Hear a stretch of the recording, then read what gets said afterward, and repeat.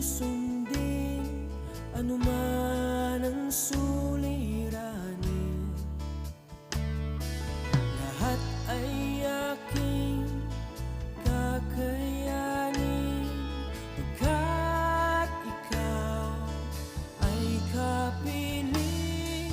Subukin man ng panahon, mananatili sa'yo, Panginoon.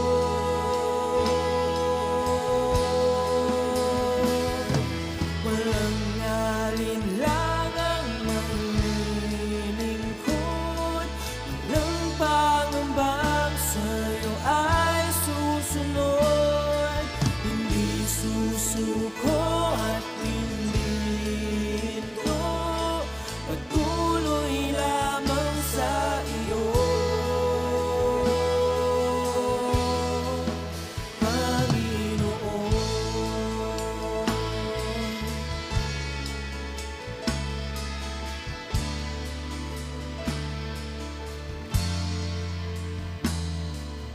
Ikaw ang aking paglilingkuran, kahit saan dalhin. Ikaw ay lagi kung susundin anuman ang suliranin. Lahat ay aking kakayanin, pagkat ikaw ay kapiling. Subukin man ng panahon, mananatili sa'yo, Panginoon.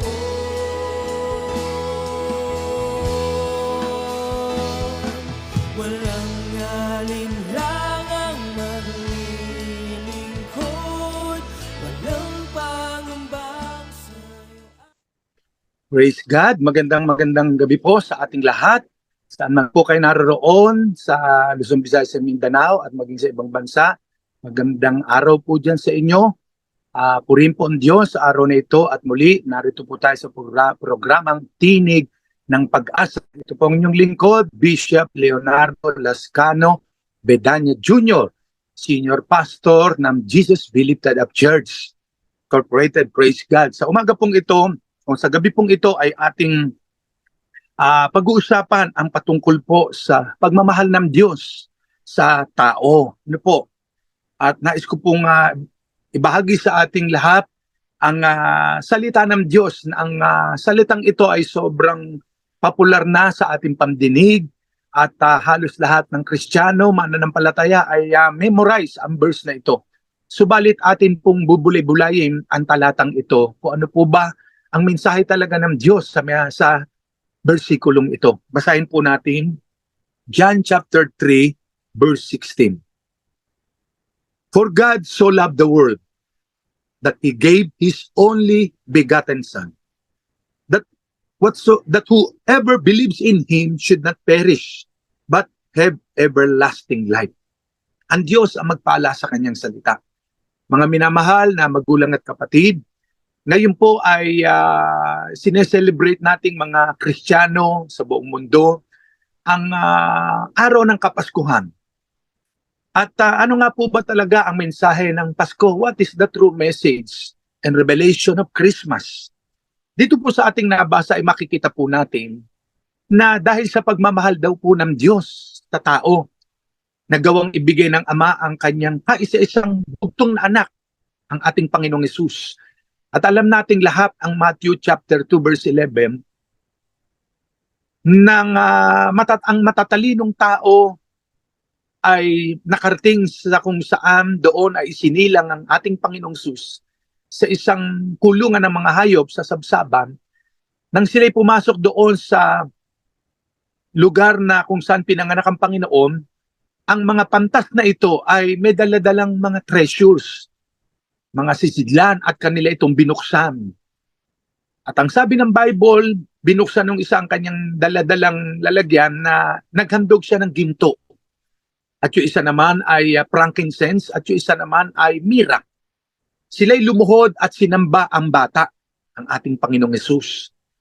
Dito po nagsimula ang mensahe ng tunay na bakit mayroon nga bang Pasko tayong sineselebrate.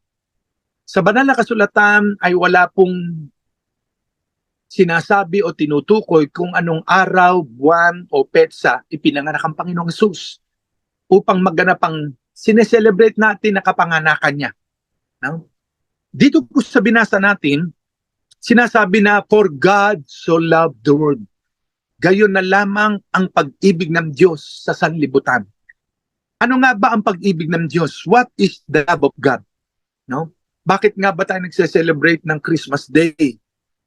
Dahil nga, ipinanganak ang Panginoong Hesus, ipinanganak ang tagapagligtas, ipinanganak ang manunubos, ipinanganak ang Kristong Panginoon, the Savior of the world. Pero nangyari ang lahat ng iyon, yan ay dahil sa pag-ibig ng Ama. Kaya ayon sa binasa natin, for God so loved the world. No? And what is the love of God? Ano nga ba ang pag-ibig ng Diyos? Tatlong bagay ang nais ko pong ibahagi sa ating lahat. Una, what is the love of God? Number one, the love of God is universal. Universal. Meaning, ito po ay pangkalahatan. Walang pinipili ang Diyos na minamahal.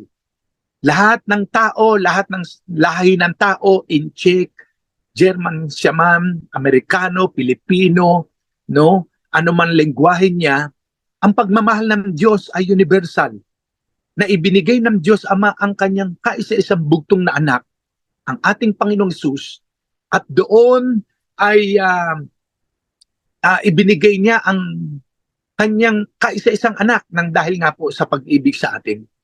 Kaya nga po, ang bawat isa sa atin ay tunay na minamahal ng ating Amang nasa langit. At ang pag-ibig ng Diyos ay hindi nagtatangi. Lahat ay mahal niya. Lahat ay pantay-pantay ang kanyang pagtingin at pagmamahal.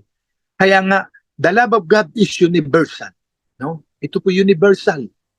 At sa ating pagpapatuloy, nais ko po na manalangin muna ulit tayo. Sige po tayo mag-pray. Father God in heaven, in the mighty name of Jesus, Lord, salamat.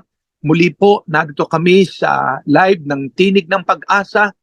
Lord, salamat at muling maririnig ang boses mo, ang salita mo sa lahat ng lugar ng panig ng mundo, sa mga nakikinig sa oras na ito. Ihanda niyo ang kanilang puso't kaisipan at matanggap namin ang himala, biyayang pagpapalang mula po sa iyo. O Diyos, pagpalain mong yung salita at ang iyong lingkod ay pangunahan ng iyong Espiritu Santo at kapangyarihan. We ask your wisdom and revelation, Father God. We honor you in Jesus' name. Amen. So ito po yung number one, mga magulang kapatid, na ang pag-ibig ng Diyos ay universal. Ito po'y pangkalahatan, walang pinipili. Kahit saan bansa ka man, whether you are in the USA, Germany, no, Russia, Singapore, Canada, Chinese, no, ano man ang lahi ng tao, iniibig tayo ng Diyos, no? For God so loved the humanity, the people of the world. For God so loved the world that He gave His only begotten Son. Kaya nga merong Pasko, no? Merong isinilang na bata sa sabsaban. At yun ang patunay na mahal ng Diyos ang tao. Na ibinigay niya ang kanyang kaisa-isang anak na si Jesus. Doon ay ipinanganak sa sabsaban and at the age of 33 years old, He died on the cross of Calvary. Bakit po nangyari yan? Para i-save ang taong nagkasala. Para tayo tubusin, iligtas sa kapahamakan doon sa apoy ng impyerno. Kaya nga ganito ang pagmamahal ng Diyos, universal. No, wala po siyang pinipili, wala siyang tinatangi, lahat ay mahal niya. Ano man ang reliyon ng tao, ano man ang kulay niya, ano man ang lengguwahe niya, mahal ng Diyos ang tao. That is the love of God. No, yan po ang pagmamahal ng Diyos, universal. Pangalawa, the love of God is evidential. No? Evidential. No? Yan po ang pagmamahal ng Diyos. Evidential. Merong, kumbaga sa ebidensya, merong patunay na ang pag-ibig ng Diyos ay pinakita niya, pinadama niya. Sa paanong paraan? Through sending His Son, Jesus Christ. Kaya ang tunay na pagmamahal, hindi lamang ito sa salita, kundi nakikita at nadarama. Nakikita sa gawa, nakikita sa pagkilos. Sapagkat maraming tao nagsasabing mahal niya ang Diyos, pero hindi naman nagbabasa ng salita ng Diyos. Sabi ng Panginoon, ang totoong nagmamahal sa Kanya ay nakikinig sa Kanyang salita. Ang totoong nagmamahal sa Diyos ay naglilingkod sa Kanya at kumikilala. Kaya nga, evidential, yan po ang pagmamahal ng Diyos. Nagawa niyang ialay, sakripisyo, ang Kanyang kaisa-isang anak nang dahil sa pag-ibig sa atin, tulad ni Amang Abraham, na binigyan siya ng isang anak ng Diyos, at yun ay si Isaac. Pero nung hilingin ng Diyos kay Abraham na ialay ang kanyang anak na pinakamamahal, hindi siya nagdalawang isip. Buong puso siyang sumunod sa Diyos, ibinigay ang anak, inialay doon sa bundok sa lugar ng Moriah, at nang ito'y kanyang isasacrifice na at papatayin na para ialay sa Diyos, hindi natuloy. Bakit? Sapagkat nakita ng Diyos ang kanyang pagsunod. Kaya mga kapatid, mga magulang, ang tunay na pagmamahal ng Diyos ay ipinakita niya, no? Ipinadama niya sa pamamagitan ng pagbibigay ng kanyang anak na si Jesucristo, ang ating Panginoon, ang ating tagapagligtas, na siyang tumubos ng ating mga kasalanan. Ang dugo niya ay nabuhos sa krus ng Kalbaryo upang linisin, hugasan tayo sa lahat ng ating kalikuan. Kaya mga kapatid, mga magulang, yan ang pag-ibig ng Diyos, no? Ebidensya. Kaya pag totoo nating mahal ang Diyos, even ang kapwa natin, this celebration of Christmas, no? Let us share the love of God that we have. Let us share what we have to our brothers and sisters. Kung ano meron tayo, i-share natin sa kapwa natin, sa kapatid natin. Sapagkat kailanman ang ginawa natin sa kapatid natin, sa kapwa natin, ay hindi po iyan nawawalan ng kabuluhan. Nakikita ng Diyos at siya ang gaganti sa lahat ng ginawa natin. Yung pagmamahal natin sa kapwa, pagtulong natin, anumang binigay natin, maliit man o malaki, yan ay dahil sa pag-ibig ng Diyos na nasa puso natin. Kaya nga, ipadama natin yung pag-ibig ng Diyos na naranasan natin sa buhay natin, sa ating mga kapwa. True love, no? Ang tunay na pag-ibig ay nararamdaman at nakikita. Kaya nga, ang tunay na pagmamahal, yan ay ipinadarama, hindi sinasarili, hindi itinatago. Pinapakita yan at ipinapadama sa kapwa. At ganyan ang ginawa ng ating Amang nasa langit. Uulitin ko, for God so loved the world, that He gave His only begotten Son, that whomsoever believeth in Him should not perish, but have everlasting life. Ayun po, ganun ang pag-ibig ng Diyos. Ibinigay niya ang kanyang anak. Pinakita niya, pinadama niya, kahit masakit para sa kanya ang mangyayari. Pero yun ang kailangan gawin ng Amang nasa langit. And thank God, because of His Son Jesus Christ, ito po tayo ngayon na mga Kristiyano at mananampalataya. Nagkaroon ng transformation ng buhay natin. Nagkaroon tayo ng joy sa puso, ng peace of mind. Nagkaroon tayo ng everlasting life. Diba sabi, no? Those who believe on Him, whosoever believeth in Him should not perish, but have everlasting life. Yun, meron tayong buhay na wala hanggan. No? Diba sabi na Acts 16:31, believe on the Lord Jesus Christ, you shall be saved, you and your family. Ikaw at ang buong mong pamilya, maliligtas sa sandaling sumampalataya tayo sa ating Panginoong Hesus. Praise God, purihin po ang Diyos. Amen, amen. Yan po ang pangalawa. Pangatlo, what is the love of God? The love of God is eternal. Eternal ang pagmamahal ng Diyos. No? Hindi po ito panandalian lamang. Hindi po ito pansamantala. Hindi po ito pang 1 taon, 5 taon, 10 taon. Ang pag-ibig ng Diyos ay pangwalang hanggan. Doon from eternity to eternity. At dito pa lamang sa lupa, yung pag-ibig ng Diyos ay nadarama na natin. No? Na hindi kayang higitan ng anumang bagay at material sa mundo ang pag-ibig ng Diyos na narito sa puso natin at naramdaman natin.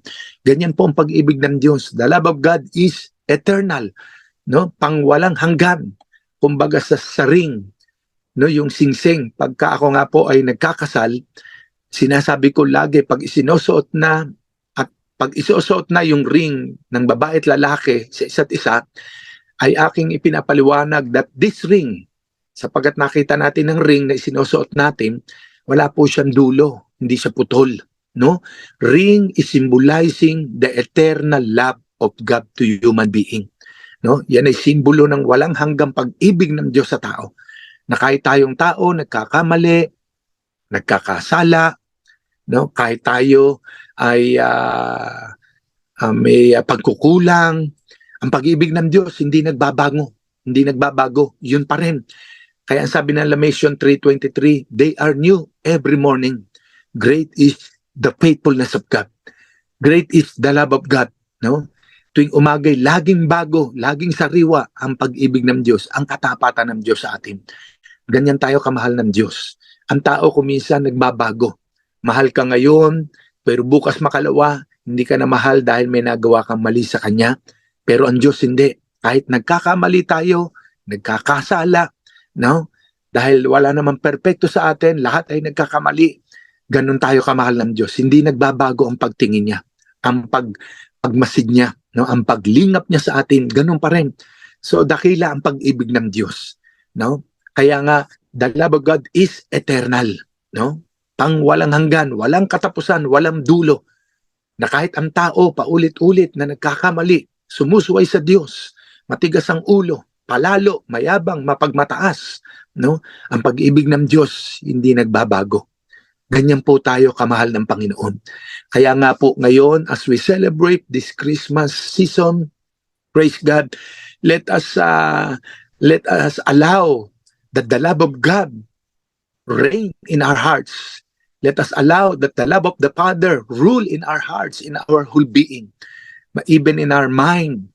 Hayaan natin ang pag-ibig ng Diyos ang maghari sa ating puso at isipan upang makagawa tayo ng mabuti sa kapwa, maganda sa kapwa. Sapagkat once na gumawa ka sa kapwa ng isang bagay na hindi niya inaasahan, yan ay mananatili at hindi nakakalimutan ng Diyos. Kaya nga mga kapatid, ang Panginoon ay naparito upang ipadama sa atin ang kanyang pagmamahal. Ganyan tayo kamahal ng Diyos. Kahit tayo nagkakamali, kahit tayo nagkakasala, tandaan natin, hindi nagbabago ang pag-ibig ng Diyos. The love of God is eternal. Ano po? No? Ulitin ko, ano yung number 1 natin? The love of God. What is the love of God? The love of God is universal. Universal. Secondly, the love of God is evidential. No? May patunay. Kasi mahirap yung sasabihin, mahal kita, brother, sister, pero hindi naman madama, hindi makita. Mahal natin ang Diyos, sinasabi natin, pero hindi tayo sumusunod sa kanyang salita. No? Sinasabi ng tao, mahal niya ang Diyos, pero ayaw niyang tanggapin ang katotohanan na si Jesus ang dapat niya maging Panginoon at Hari ng buhay. Kuminsan siya pa rin ang Panginoon at Hari ang nasusunod. Kaya kailangan ang Panginoon ang talagang maghari sa buhay natin. Pangatlo, eternal. Yan po ang pagmamahal ng Diyos. No, the love of God is eternal. No? Walang hanggan, walang katapusan. Kaya mga kapatid, purihin ng Diyos sa pagharap natin ng pagse-celebrate ng Kapaskuhang ito. Alalahanin natin na ang Diyos ang unang nagmahal sa atin. Kahit tayo hindi kaibig-ibig, kahit tayo marumi, makasalanan, minahal tayo ng Diyos. Niyakap tayo na kahit tayo hindi kailangang yakapin at mahalin dahil tayo marumi, makasalanan, pero inibig tayo ng Diyos. No? Katulad ng isang ina, pag nakita niya anak niya na naglaro sa lupa, sa dumihan, at nakitang madungi sa muka, no? Ito ay kanyang pinupunasan o kumisan, niyayakap kahit marumi, mabaho, ganyan po tayo minahal ng Diyos. No? At ang Panginoon, kahit ano pa ang naranasan natin sa buhay, no, ililigtas niya pa rin tayo. Hindi siya nagtatangi. Mahal na mahal ng Diyos ang tao. Kaya purihin ang Panginoon sa oras na ito, mga kapatid, mga magulang. Maaring ang iba sa inyo naghahanap ng yakap ng pagmamahal, kulang sa pagmamahal, handa po kayong abutin ng Panginoon through the power of the Holy Spirit to touch you, to embrace you, para kayo ay i-comfort at palakasin. No? Kaya nga ngayong gabing ito, tayo po ay mananalangin. Samahan niyo po ako sa ating panalangin. Yumuko po ang bawat isa. Heavenly Father, in the mighty name of Jesus, Lord, salamat sa iyong walang hanggang pag-ibig, sa pagmamahal mo sa lahat ng tao. Salamat, Lord, sa patunay mong pagmamahal na ibinigay mo yung anak na si Jesus, Ama. Salamat, ang pag-ibig mo ay walang hanggan at walang katapusan. Lord, sa mga nakikinig ngayong pong gabi na ito, ipadama mo sa kanila ang yakap ng iyong pagmamahal. I-comfort mo ang nangungulila. Bigyan nyo ng kapayapaan ang naguguluhan, kagalakan ang walang kagalakan. Lord, kayo ang mag-provide ng kanilang mga pangangailangan. Patunayan nyo kayo ang Diyos na kung paano naibigay nyo ang inyong kaisa-isang anak na si Jesus, kaya nyo ring ibigay ang mga pangangailangan ng bawat isa. Let the Holy Spirit, Lord, touch your people, Lord, right now in the name of Jesus. Wherever they are, Lord, touch them by your Spirit, by your power. And I release your blessing upon their lives, your protection, your favor. Lord, tugunin mo ang prayer nila, ano man ang mga panalangin po nila para sa anak, sa asawa, sa negosyo, sa pamilya, sa trabaho. In the name of Jesus, Lord, grant unto them, Lord, whatever their petition in the name of Jesus. At sino man may karamdaman na sakit, Lord, by your power, O God, heal their sickness and diseases. Touch their lives in Jesus' name. Oh, in Jesus' name.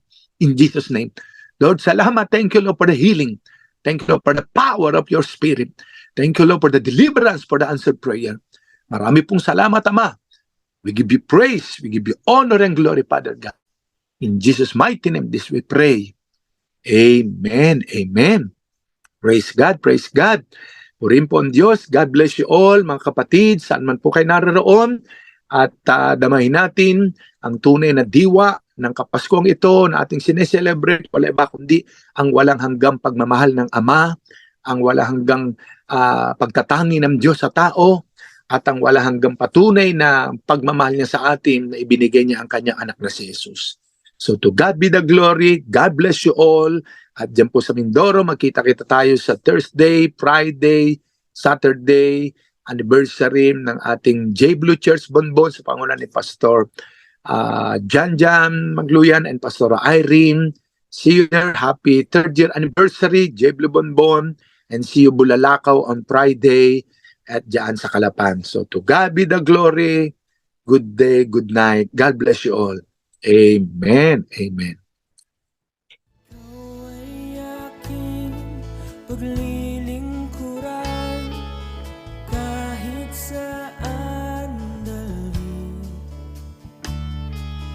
Ikaw ay lagi kong susundin, anuman ang suliranin. Lahat ay aking kakayanin, pagkat ikaw ay kapiling. Subukin man